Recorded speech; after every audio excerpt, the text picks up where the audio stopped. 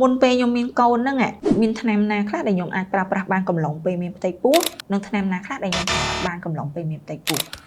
សហការផលិតដោយ My Cat Film ផ្ដល់ជូនសេវាកម្មផលិតវីដេអូនិងថតរូបគ្រប់ប្រភេទ DOTOP ជា clinic ដែលប្រមូលផ្ដុំដោយវិជ្ជបណ្ឌិតឯកទេសគ្រប់ផ្នែកដូចជាសម្ភពនិងរោគស្ត្រីមហារីកមាត់ស្បូនមហារីកដោះរោគបុរសតម្រងនោមវះកាត់ចោះវះកាត់ទូទៅចាក់វ៉ាក់សាំងតាមស្តង់ដារជាតិនិងអន្តរជាតិជាមួយនឹងវិជ្ជាបណ្ឌិតដែលមានបទពិសោធន៍ជាច្រើនឆ្នាំនិងបញ្ចប់ការសិក្សាមកពីបរទេសទីតាំងចូលតាមច្រកមណ្ឌលសុខភាពស្ទឹងមានជ័យចម្ងាយ20ម៉ែត្រជាប់របងសាលាបឋមសិក្សាស្ទឹងមានជ័យទំនាក់ទំនងតាមរយៈលេខទូរស័ព្ទ085 568 926និង016 568 926ចាសសូមជម្រាបសួរនឹងខ្ញុំវិជ្ជបណ្ឌិតលំចាមេរតជាវិជ្ជបណ្ឌិតឯកទេសផ្នែកសម្ភពនិងរោគស្ត្រីនិងជាអគ្គនាយិកានៃមន្ទីរសម្រាប់ព្យាបាលនិងសម្ភព DOTOP ដែលមានទីតាំងជាប់របងសាលាបឋមសិក្សាស្ទឹងមានជ័យចូលតាមច្រកមណ្ឌលសុខភាពស្ទឹងមានជ័យ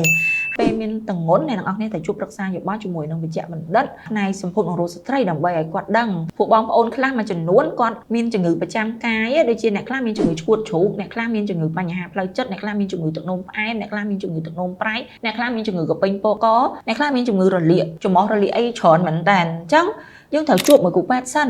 ហើយយើងឲ្យដឹងខ្លាចខេងលោពេលចាប់ផ្ដើមទម្ងន់ទៅយើងមានឈឺព្រោះថ្នាំខ្លះអ្នកនរអគ្នាត្រូវផ្ដាច់អត់អាចប្រើបានកំឡុងពេលមានផ្ទៃពោះទេជាយោបល់ហ្មងគឺត្រូវយកថ្នាំយកអីមកជួបជាមួយគ្រូពេទ្យដើម្បីឲ្យវាតម្លៃដោយសារនៅក្នុងកំឡុងពេលមានផ្ទៃពោះ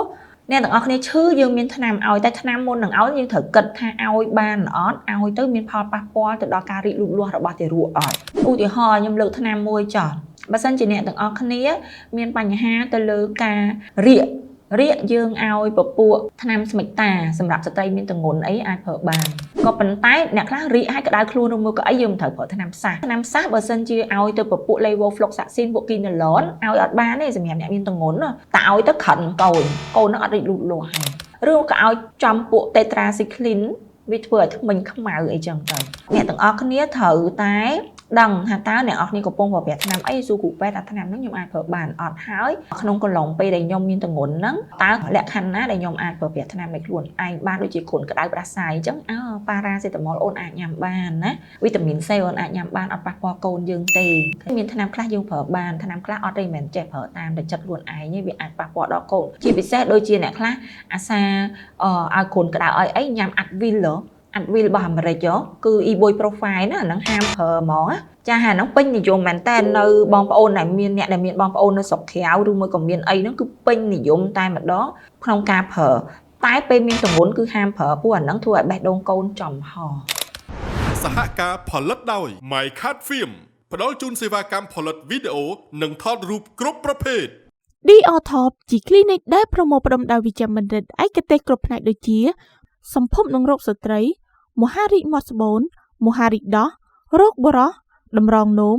វះកាត់ចោះវះកាត់ទូទៅចាក់វ៉ាក់សាំងតាមស្តង់ដារជាតិនិងអន្តរជាតិជាមួយនឹងវិជ្ជាបណ្ឌិតដែលមានបទពិសោធន៍ជាច្រើនឆ្នាំនិងបញ្ចប់ការសិក្សាមកពីបរទេសទីតាំងចូលតាមច្រកមណ្ឌលសុខភាពស្ទឹងមានជ័យចម្ងាយ20ម៉ែត្រជាប់របងសាលាបឋមសិក្សាស្ទឹងមានជ័យទំនាក់ទំនងតាមរយៈលេខទូរស័ព្ទ085